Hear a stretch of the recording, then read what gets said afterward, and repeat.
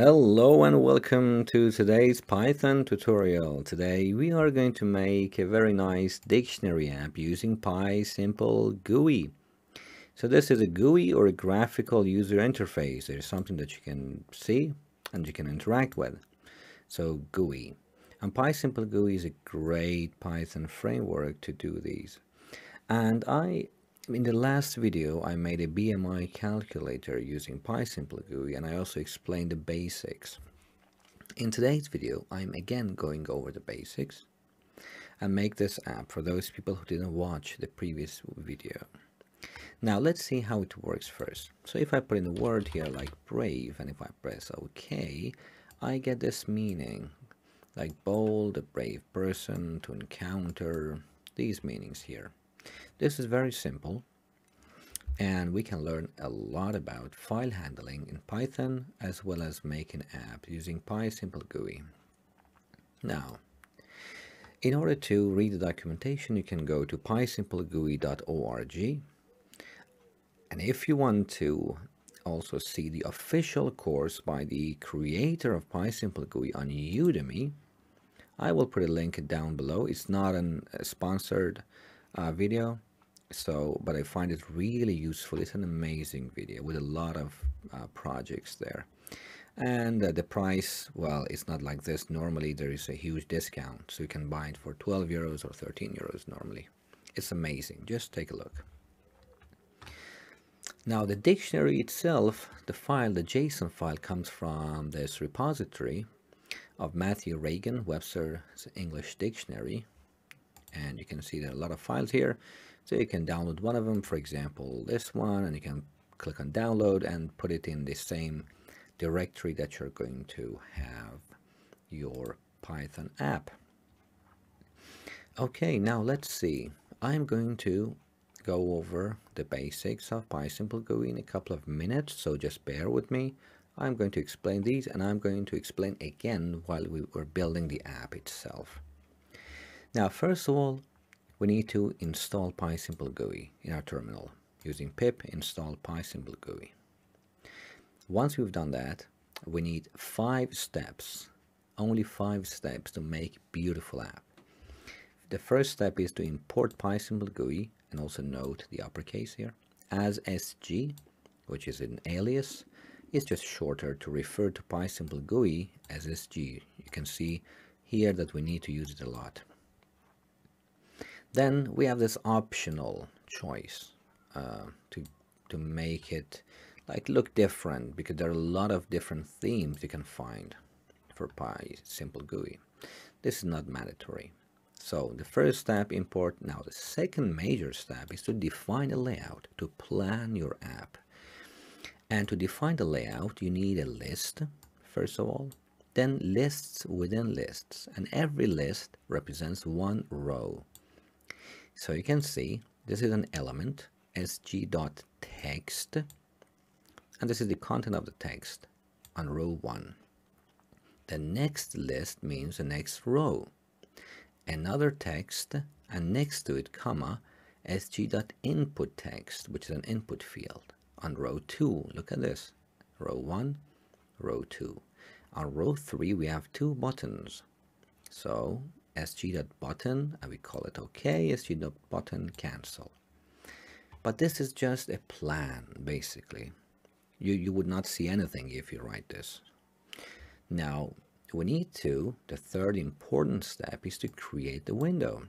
Give it a variable name of window, and with this command sg.window we can give it a ton of arguments, but for now the most basic ones. A title, we can call it whatever, window title. You see it appears here, whatever title you give it. And the second argument, the layout that we just defined. Then we created the window. Now we need to read the window and do something with the buttons or with the input. But to process the input and the buttons, we need to use a while loop here. And when you use a while loop, we read the window, and what we get by reading the window is events, access to events and values. An event is something like a click on OK, click on cancel, click on this or this. These are events. And values are whatever the user inputs here would be a value. For example, I can say whenever someone clicks on this, close the window. Now, here, if event is equal to sg.winClosed, which is basically this, or event is equal to cancel, the cancel button, because we named it cancel, we can refer to it as cancel. So if event is one of these, break out of the loop, and the last step is to close the window. Now let's make this ourselves. Go to your IDE or code editor, and before everything else we need to install it. So in your terminal, pip install PySimpleGUI and press enter. Well, this is weird, but yeah, I've already installed this, so no problems. Once you've done that, let's import it. So import PySimpleGUI, and also note the uppercase P, S, and GUI, and give it a nickname or an alias of SG. The first step. Now the second step, is layout. So let's define a layout variable, and it's going to be a list. And in this list we need to have several rows, right? So let's have one row here and one row here. I need 2 rows for the dictionary app.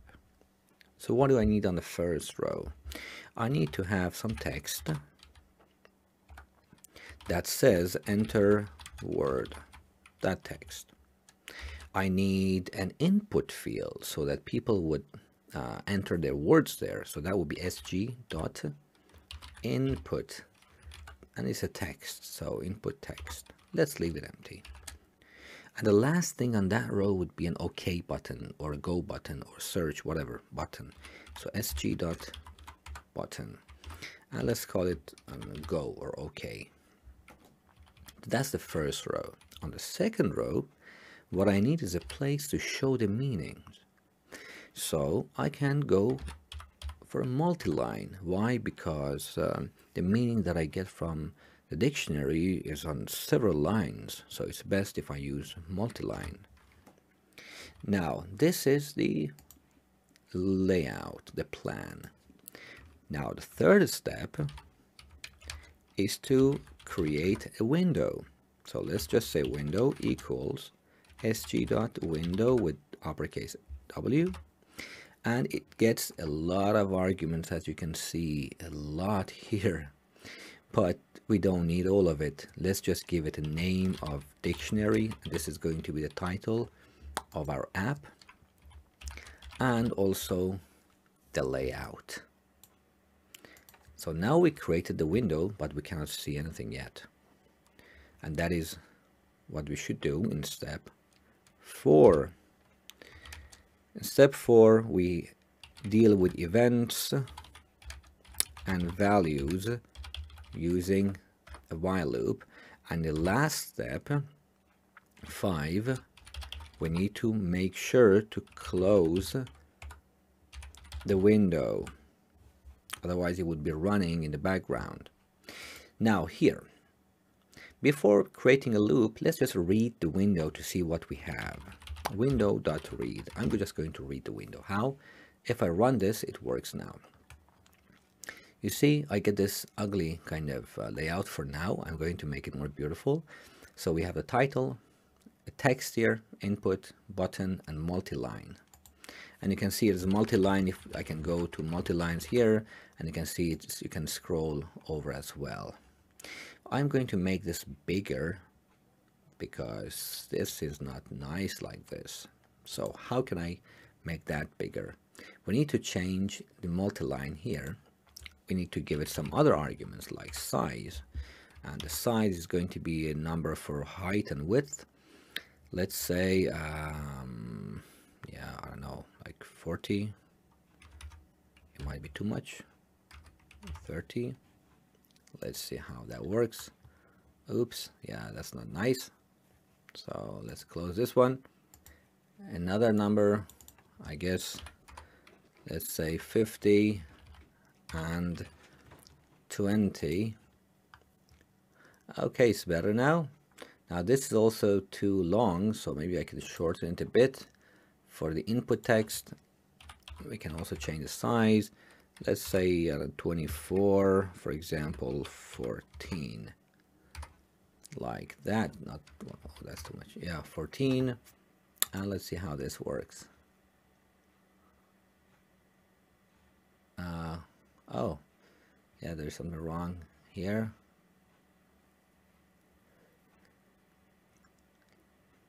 What happened? It opened here. Oh yeah, we need another parenthesis here. Yeah. Okay, let's see now. Okay, that's better now. But it's overall is very small, so we can also make the whole thing bigger by changing the font size and everything.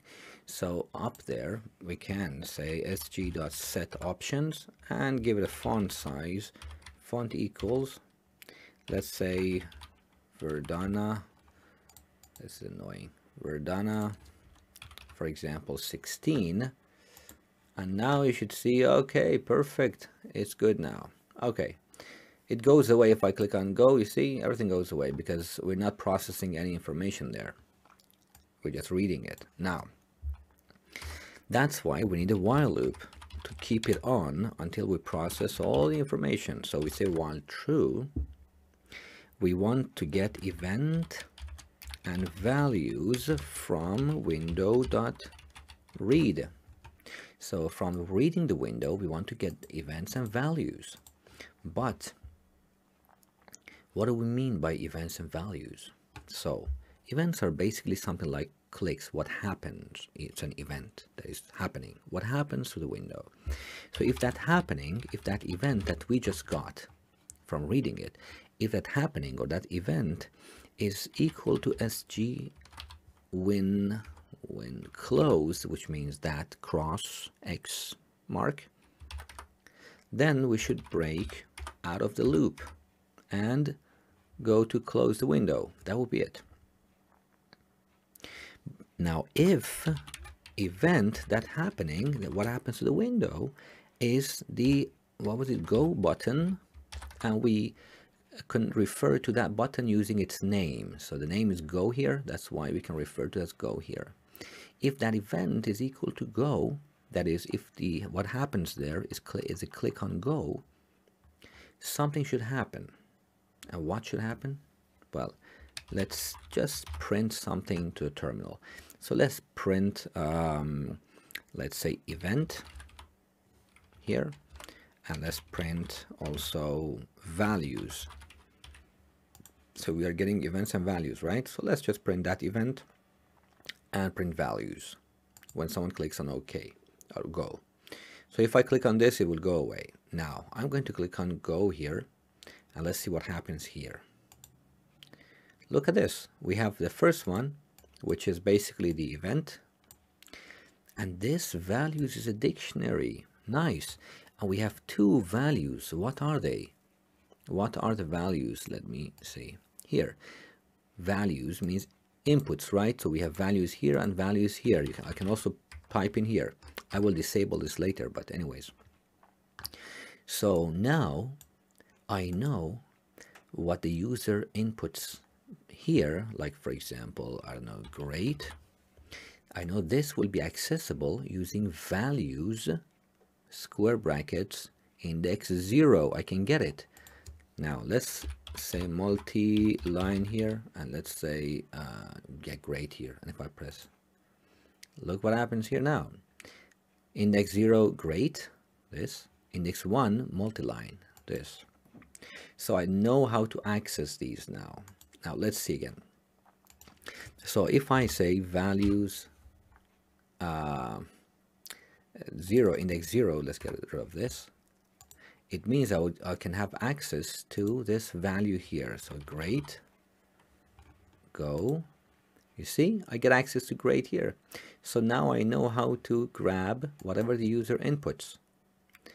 This is the key there.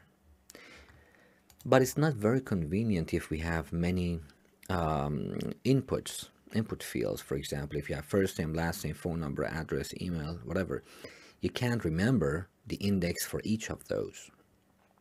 So it's better to not use this indexing. It's okay for one thing, but the better thing is to use a key. The key is basically, let's just define it first, and I will tell you what it means. So a key is the way to identify the value of something. Instead of index 0 now, I have a key value pair. So this would be, instead of 0, that would be W. And why have I surrounded it with dashes? This is a convention, just you can do it in uppercase. Now, if I go back and here, let's print out all the values again. If I just say, I don't know, great. Look at this. You see, now instead of index 0, we have W for great. So now we know where to find this great. We have given it a meaningful name instead of just a 0 and a 1. So that should be good. Okay, and if I want to access that, I simply use this now. Values with an index of W, and let's just say all these. You see, now I have access to the value. Awesome. Awesome. Okay, now I know how to get that, grab that. So this, let's just get rid of the print and this parenthesis here. So this is basically whatever the user inputs. Let's refer to it as W for now. And also let's turn it into lowercase letters just in case the user inputs it with all capital. Now that we have access to that word, we need to look for that word in our dictionary.json, in our JSON dictionary, to see if that input is equal to one of those entries. So for that, we need to import JSON here. Import JSON. Now that we've imported that, let's see how it works. We need to open the file, that JSON file. So we say with open. I have a video on how to handle files. So you can see that we need this information there. So we need to say with open. What was the name of our file? It's dict.json. That's how I named it. For you, it might be dictionary.json, dictionary_compact.json, whatever. And we should mention the mode. I'm going to use it in a reading mode. I'm not going to write anything onto that file. I'm just going to read it. And let's give it a name as F, like file. So that JSON file would be referred to as F now.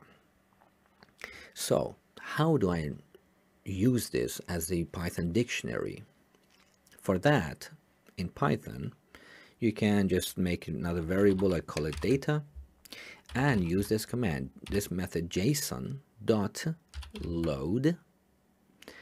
f, which is the name of that file. So I'm going to load that file from JSON and put it in data as a dictionary.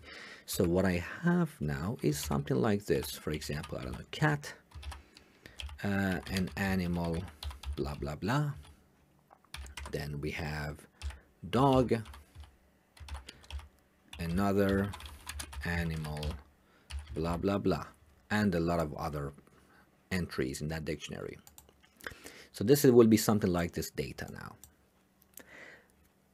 Now, how can I have, for example, now if the user enters cat or dog, I should go through all these entries using a for loop. And whenever something matches that input, like for example dog, oh, okay, we found it. Now give me the meaning. Okay, so now I need a for loop. I say for I and j. Why I and j? That is for this key and for this value. For I and j in data.items. Data.items means these two, the key value pair. So for I and for j. Now I have divided them into two. For these two, if I, which is the first one, is equal to w, that is what the user entered. For example, if they enter cat and they say, oh, okay, cat is equal to cat, nice. What should happen?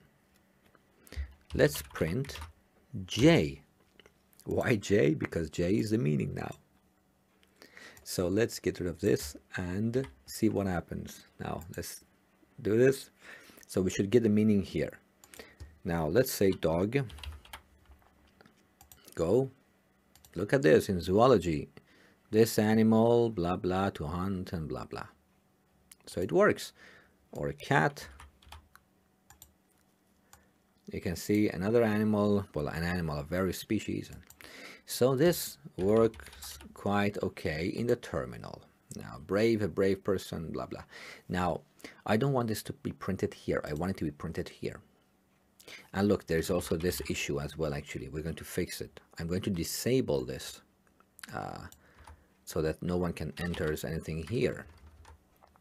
So what we want is to this meaning, this j, to be printed out here. Okay, now let's do this. Let's go up there in the multiline. The first thing we need to do is say this, disabled to true, so that you can just type in there.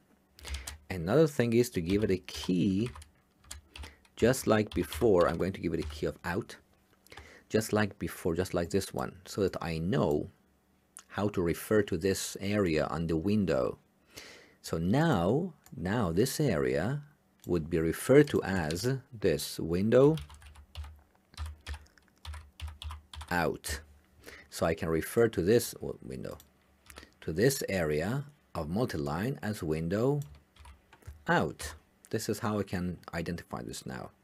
So I go down below, instead of printing j in the terminal, I can say window out, that is on our window, the part with the key of out. I need to update it. Oops, you can see it's right there. I need to update it with some information. I need to put some information there. Which information? J. See, this J. So now let's see how it works. Okay, you see I cannot type in anything here. Nice. Here, let's say brave. Press enter. Look at this. Works. Perfect. Isn't it awesome? Okay, that's one thing. But the issue is, if I leave this empty, you see, nothing happens. If I press something like this, nothing. I need some other message to say, hey, the word was not found. If you're okay with this, all right, you can just leave it right like this. But I want to also give some message. So in order to do that, this is a bit more complicated now. I'm going to create a, let's just call it total, an empty list, like total. I want to add whatever meaning I have, these j's, to the total. So instead of updating it, I want to say total dot append j. So append this meaning of j to total.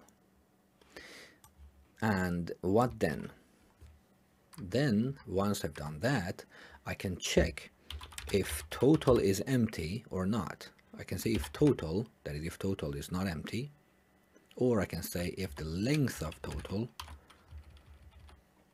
is more than 0, that can also work. Then this should happen. Then print out. Now otherwise, else, print something else like nothing found. This is one way, but there would be some issue as well. Let's check how it is. So let's say brave. You see now there is an issue we have. Okay, we don't see all the meanings now. Brave. But what if I don't print anything? You see nothing found. At least this one part works. Good. So what we need to do, if if the length of total is more than 1, there's something there. I can say for I in total, I need to loop through those meanings which are there. For I in total, and this should have been actually total. Yeah, but anyways, for I in total, update I. Now for every item in total, update it. So now it should work. Okay, awesome. Now if I leave it, nothing found. Cat. Awesome. Uppercase letters again works. Perfect. Okay, so that is basically it. I hope you enjoyed the video, and we did it in less than 25 lines of code, including, well, empty lines as well, of course. It's almost 25 lines of code. Hope you liked it. Please don't forget to share, to subscribe, to leave a like or a comment. Thank you very much for watching and listening.